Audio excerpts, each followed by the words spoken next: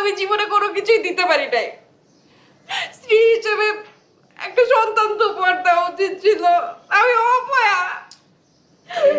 এইভাবে বলো না, তুমি এইভাবে বললে আমার খুব কষ্ট হয়। আমি তোমার কাছে কিছুই চাই না, সন্তান না হইলেও আমার কোনো আক্ষেপ নেই। দরকার হলে আমরা সারা জীবন নিঃসন্তান থাকবো, সমস্যা কোথায়? না না না, এগুলো তো তোমার মনের কথা না। সব পুরুষই জীবনে একবার হলো বাবা ডাক শুনতে চায়। আর আমার জন্য তো তুমি সন্তানের মুখই দেখতে পারবে না। তোমার কষ্ট আমার বুকটা ফেটে যাচ্ছে। মানুষের সব আশা কি পূরণ হয়?